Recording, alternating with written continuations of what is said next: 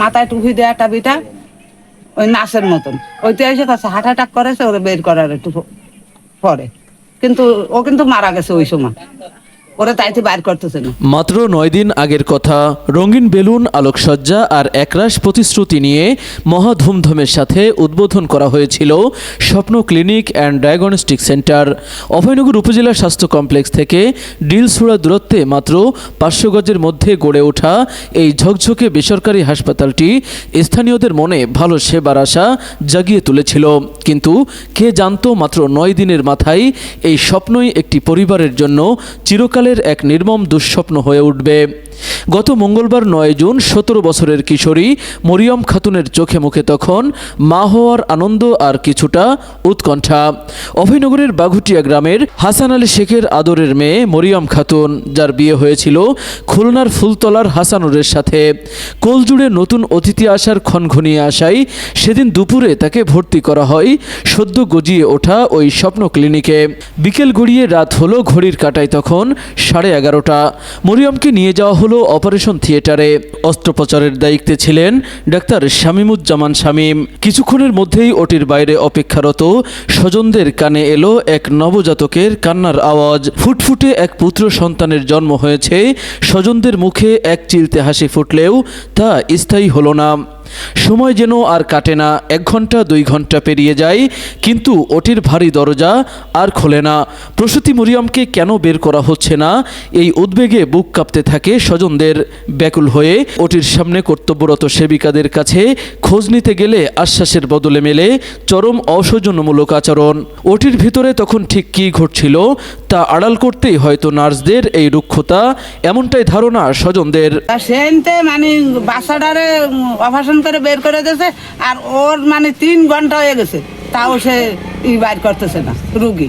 আমি বলছি কী ব্যাপার, আপনারা করতেছেন কেন? বলছে আপনি একটু ধৈর্য ধরেন, দাঁড়ান, আমি দেখতেছি। তাই করলে তারপরে আমি করতেছি, করলে তারপরে ওই যে একটা মহিলা, নার্স মহিলা, ওইতে এসে আমার গরম দিলে আমি করছি গরম দেওয়ার তো কোনো কাজ না। 3 ঘন্টা হয়ে গেছে, এখন একটা রুগী বাইর করেননি আপনারা, তাহলে কী অবস্থা হয়? তাই কোন আমাকে ভরানো পানি থাকে। পরিবারের অভিযোগ, ভুল অপারেশনের কারণে ওটির ভেতরেই নিভে গিয়েছিল ছটফটে কিশোরী মরিয়মের জীবন প্রদীপ।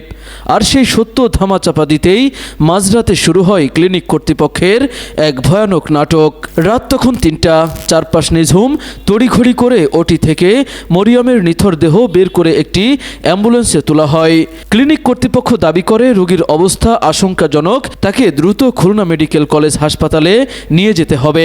ডাক্তার শামীমুজ্জামান শামীম নিজে উপস্থিত থেকে সেই মাঝরাতে রোগীকে খুলনায় পাঠানোর ব্যবস্থা করেন। কিন্তু ততক্ষণে সব শেষ।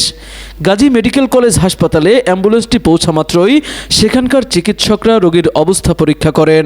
তারা বুঝতে পারেন গাড়িতে থাকা প্রসূতি আর বেঁচে নেই। চিকিৎসকরা মৃতদেহ গাড়ি থেকে নামাতেই অস্বীকৃতি জানান। নিরুপায় স্বজনরা মরিয়মকে নিয়ে ছোটেন খুলনা মেডিকেল কলেজ হাসপাতালে। সেখানে কর্তব্যরত চিকিৎসক পরীক্ষা নিরীক্ষা শেষে আনুষ্ঠানিকভাবে মরিয়মকে মৃত ঘোষণা করেন। অপারেশন থিয়েটারে? হ্যাঁ হ্যাঁ, ওই জায়গায় মারা গেলে তারপরে ওরা ফোন করতেছে নামিয়ে একজনের কাছে, ফোন করে কাছে শিগগিরই অ্যাম্বুলেন্স নিয়ে আসো। ওরাই ভাড়া করেছে, ওরাই অ্যাম্বুলেন্স পাঠাইয়ে তারপরে ওই যে 250 ফুটের ওই খুলনার ওই ভাষে কি কয়, গাজী মেডিকেল? হ্যাঁ হ্যাঁ, ওই গাজী মেডিকেলে পাঠাই দিয়েছে ওরাই, ওই ডাক্তাররা পাঠাই দিলে সেই ডাক্তাররা করছে শিগগিরই ভর্তি করেন। ফোনে করছে তারা, করতে লাগলে আমরা চুপ করে রয়েছি, আমরা তো কাঁদছি, আমরা তো দেখছি আমার নাতি নেই। তারপরে ডাক্তার করছে অত সহজে আমি রুগী নামাচ্ছি না। তা ওই ডাক্তার উঠলো, উঠে তারপরে ওই ডাক্তারে দেখে পছন্দ দিয়ে যাবে, বাড়ি নিয়ে যাবে।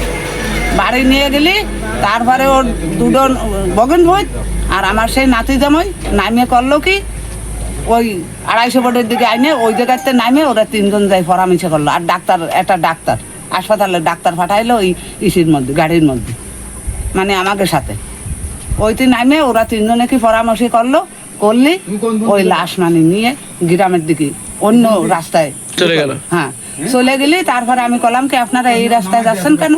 বলে যশোর নিয়ে যাবেন আমাকে, তা আপনি এই রাস্তায় যাচ্ছেন কেন?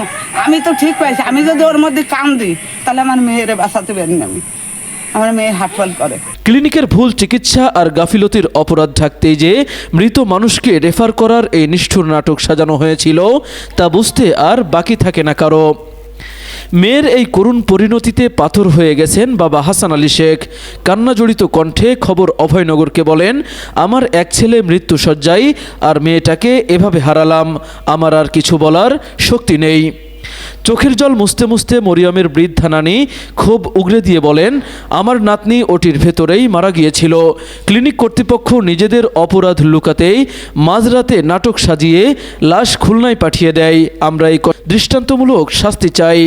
ঘটনা জানাজানি হওয়ার পর পরদিন সন্ধ্যায় ওই ক্লিনিকে সংবাদকর্মীরা ভিড় করলে শুরু হয় কর্তৃপক্ষের গড়িমসি। কোনো সদুত্তর দিতে পারেনি ক্লিনিক প্রশাসন। তবে নিজের দায় এড়াতে ডাক্তার শামীমুজ্জামান শামীম বলেন, অপারেশন করার পর রোগীর প্রেশার কমে যায়, পরে হার্ট অ্যাটাক হলে গাজী মেডিকেল কলেজে রেফার করা হয়। শুনেছি সেখানেই তার মৃত্যু হয়েছে। এই মর্মান্তিক মৃত্যুর ঘটনায় এলাকায় তীব্র ক্ষোভ ও উত্তেজনা বিরাজ করছে। সদ্য চালু হওয়া একটি ক্লিনিকের এমন চরম গাফিলতি নিয়ে প্রশ্ন তুলেছেন স্থানীয়রা।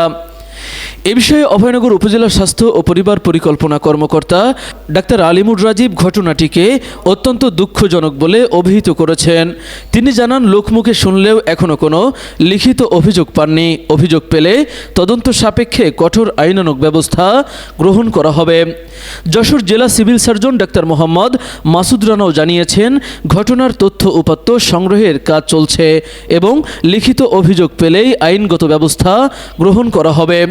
তদন্ত হয়তো হবে, আইন তার নিজের গতিতেই চলবে।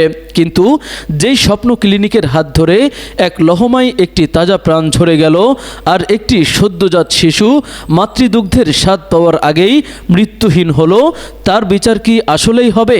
এই প্রশ্ন এখন অভয়নগরের বাতাসে ভাসছে। তৌহিদ হাসান ওসামা, খবর অভয়নগর। আপনি কি শিশু ও কিডনি রোগের বিশেষজ্ঞ ডাক্তার খুঁজছেন? তাহলে আর দেরি না করে আজই যোগাযোগ করুন ইউনিক ডায়াগনস্টিক অ্যান্ড কনসালটেশন সেন্টারে। এখানে নিয়মিত রোগী দেখছেন ডাক্তার মোহাম্মদ আওরঙ্গজেব, গাজী প্লাজা, সরকারি হাসপাতাল রোড, নওপাড়া, অভয়নগর, যশোর।